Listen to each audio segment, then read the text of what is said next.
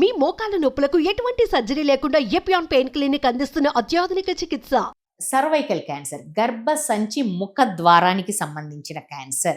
ఈ క్యాన్సర్ కూడా స్క్రీనింగ్కి ఎప్లికబుల్. అంటే అన్ని క్యాన్సర్లకి స్క్రీనింగ్ ఉపయోగం ఉండదు. స్క్రీనింగ్ కొంచెం కొన్ని క్రైటీరియాస్ ఉంటుంది. కామన్గా ఉండాలి, అది ఈజీగా టెస్ట్ రిప్లికబుల్ ఉండాలి, అది చేస్తాం వల్ల మార్టాలిటీ తగ్గాలి, కొన్ని క్రైటీరియా ఉంటుంది. అప్పుడే స్క్రీనింగ్ ఉపయోగం ఉంటుంది. సర్వైకల్ క్యాన్సర్లో కూడా స్క్రీనింగ్ ఎఫెక్టివ్ అనమాట. ప్యాప్స్మియర్ అని ఉంటారు.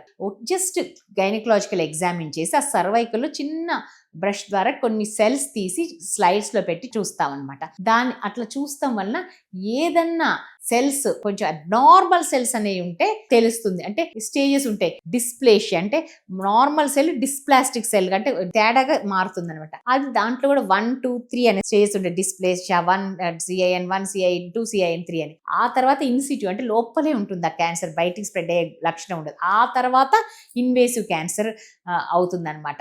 దీనికి ఒక్కసారి అది ఆరంభమయ్యాక కూడా ఈ డిస్ప్లేషియా నుంచి క్యాన్సర్గా మారటానికి ఒక 10 ఏళ్ల పాటు టైం ఉంటుంది. ఈ 10 ఏళ్లలో స్త్రీలు ఒక్క టెస్ట్ గైనకలాజికల్ ఎగ్జామినేషన్ చేసి ప్యాప్స్మియర్ చేయించుకుంటాం వలన చాలా మంది క్యాన్సర్ ఆరంభం కాకముందే ప్రీ క్యాన్సరస్ స్టేజ్ లోనే మనకు తెలుస్తుంది.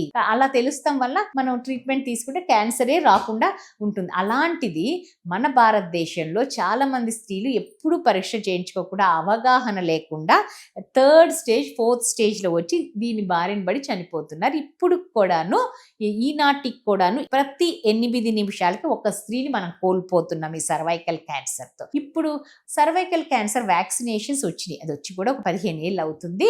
ఇదివరకు ఫారెన్ కంట్రీస్ కాస్ట్ ఎక్కువ ఉండేది. ఇండియా మ్యానుఫ్యాక్చర్ కూడా ఉంటుంది కాబట్టి కాస్ట్ తగ్గుతుంది వ్యాక్సిన్. అండ్ ఈ వ్యాక్సిన్ హెచ్పివి, ఈ సర్వైకల్ క్యాన్సర్ అనేది హెచ్పివి వైరస్ వలన వస్తుంది కాబట్టి ఈ వైరస్ కి అగెనిస్ట్ గా వ్యాక్సినేషన్ ఉందన్నమాట.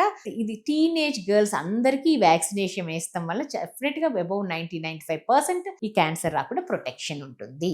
అది ఇంకా వేరే క్యాన్సర్స్ అంటే స్క్రీనింగ్ కి యూజువల్ గా భారతదేశంలో స్మోకింగ్ అనేది కొంచెం తక్కువ. బట్ స్మోకర్స్ కి, మెన్ అయితే క్రానిక్ స్మోకర్స్ అయితే లో డోస్ సిటీ చేయించడం వల్ల ఏమైనా ఉంటే ఎర్లీగా లంగ్ క్యాన్సర్స్ అయి బయటపడతాయి.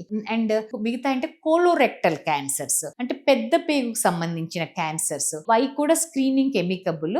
ఏంటంటే 50 దాటిన తర్వాత ఒక 10 ఏళ్ళకి ఒకసారి కొలోనోస్కోపీ చేయించుకోవటం వల్ల ఏమైనా పాలిప్స్ కానీ ఎడినోమాస్ కానీ క్యాన్సర్ ఏమైనా ఉంటే ముందుగా బయటపడుతుంది అనమాట.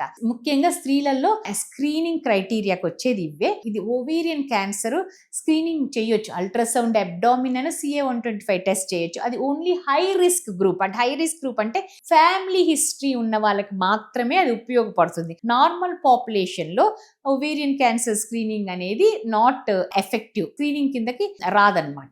ఇంకా హై రిస్క్ మాత్రం ఇట్ ఈస్ రికమెండేషన్ ఉంది. హై రిస్క్ పేషెంట్ అంటే ఫ్యామిలీ హిస్టరీ ఉంటాం, బ్రకా పాజిటివ్ అనే జీన్ అంటే ఈ వంశపారంపర్యంగా ఈ క్యాన్సర్ జీన్ ఒకటి వస్తుందన్నమాట.